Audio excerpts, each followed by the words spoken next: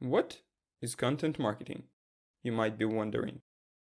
Content marketing is defined as a strategic marketing approach focused on creating and distributing valuable, relevant, and consistent content to attract and retain a clearly defined audience and, ultimately, to drive profitable customer action, according to the Content Marketing Institute. But it wasn't always like that.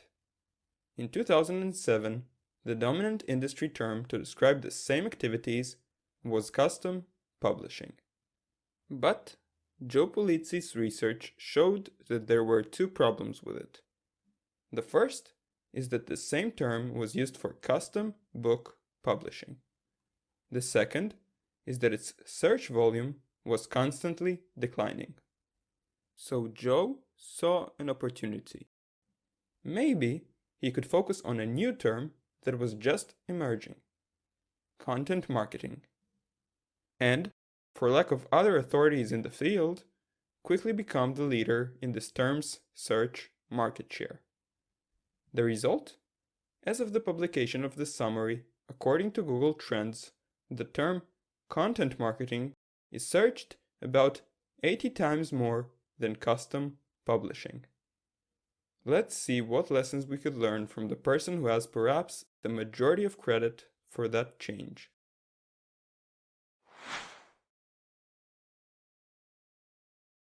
First, the general outline of Content Inc. is a 6-step framework for successful content marketing. Here's an overview of each of those steps. 1. The sweet spot. Find the intersection of your knowledge or skill point with passion. For example, Andy Schneider, aka the Chicken Whisperer, had a skill in raising chickens in the backyard and was passionate towards teaching. 2. The tilt. Find a unique way to present your sweet spot so that you'd stand out from everyone else in the field. It needs to be strong enough for people to drop the content they've been viewing earlier in your field and come see yours. 3. Building the base. Choose one platform and focus on it. After building a strong following there, only then diversify to other platforms. 4. Harvesting audience. Focus on the one most important metric: subscribers.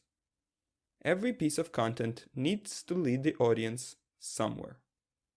That somewhere should very often be subscriptions to your email newsletter, because when you send an email, all of your subscribers receive it, and your email list is your asset, even in the arguably unlikely event that your email provider blocks your access to it. In contrast to a YouTube video, for example, where your reach and access are controlled by YouTube's staff. 5. Diversification. Spread the message from your base platform in other platforms by adjusting each content piece so that it would fit the uniqueness of each channel. Most definitely don't copy, but adjust it in the spirit of the according media channel.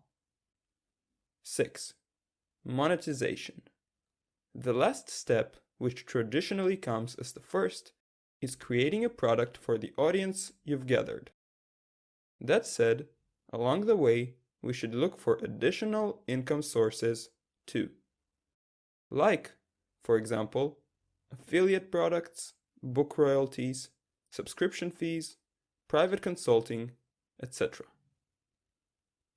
This was the Content Inc. framework outline. Now to the application. When reading the first part of Content Inc., Joe tasks the reader to list his knowledge and skill areas. Knowledge being defined as an area you know more about than the average person. For example, one of Joe's knowledge areas is 80s baseball cards. As for me, one is nutrition for vegans. Skill areas, on the other hand, are defined as the ability to do something well, or, in other words, knowledge used properly. One of Joe's skills is public speaking, while one of mine is speaking German and Spanish. For more examples, you may check out the blog post review in the description. Now, it's your turn. What are your skill and knowledge areas? Pause the video for a moment and just brainstorm for 5 minutes. If you're not sure about something, write it down. You could always remove it later. So, are you ready? You may pause it now.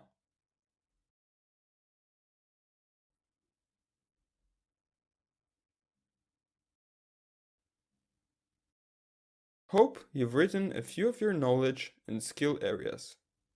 Now that you have them, you may pick one and add one of your passions on top of it. This combination is your sweet spot. For example, mine is an intersection of the video editing skill and the passion for marketing and business. What is your intersection? You may pause the video now and write it down.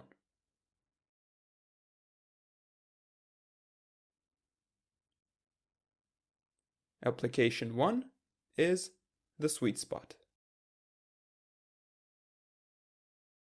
No matter how skillful or knowledgeable and passionate you are, this might not be enough to make you stand out.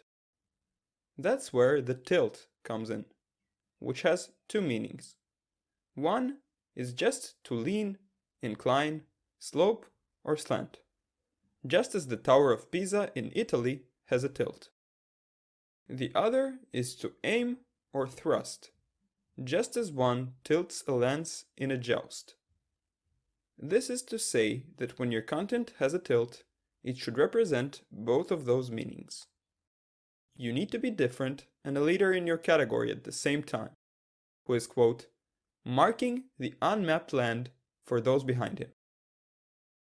For example, the channel How to Cook That by Anne Reardon sits on her sweet spot of the skill of cooking and passion for teaching. But there are a lot of cooking channel owners that love to teach. What makes Anne different is that she focuses on, quote, impossible food creations, like a cake that when cut open appears as an Instagram logo. For myself, it is animation videos for YouTube and 100 scale rating for the blog. Note, my focus should be on one platform, according to Joe, but as of now I choose to go on with both, because of a previous commitment, which is probably less effective, but a commitment is a commitment. That said, if you didn't yet start or commit to anything, it would probably make sense for you to concentrate all your power on one platform. Now it's your turn. What makes your sweet spot different? Where could you be the clear leader?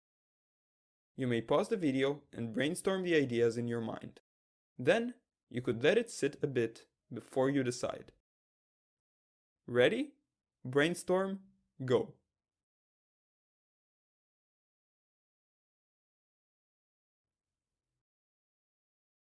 Application 2 is the tilt. The biggest reason why content marketing fails is because it either stops or isn't consistent. Joe Pulizzi, Content Inc. You might have heard it a million times. I know I have.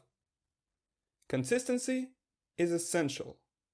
If you lack consistency, it's a bit like not keeping a promise.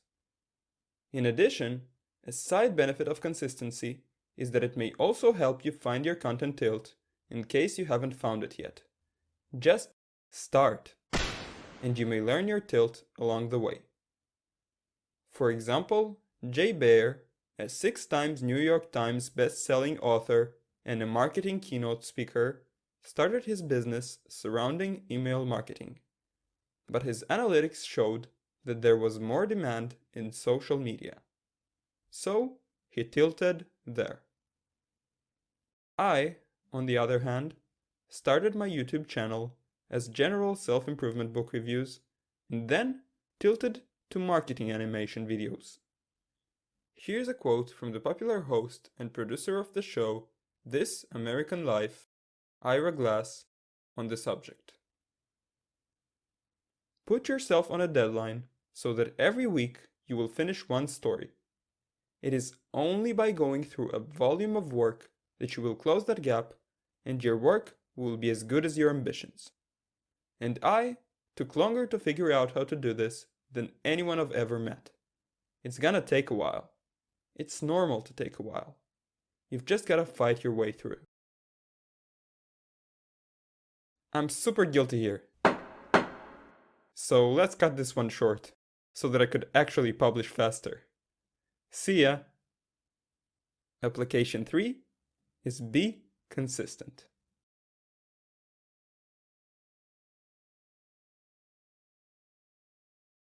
Thank you for watching and keeping up the good fight, Improvementers. In any case, because I know you love to learn, I have prepared a PDF for you that instructs you how to get 10 free audiobooks below this video. Hope that you learned and applied something new today. Stay awesome and see you in the next videos, Improvementers. Bye bye.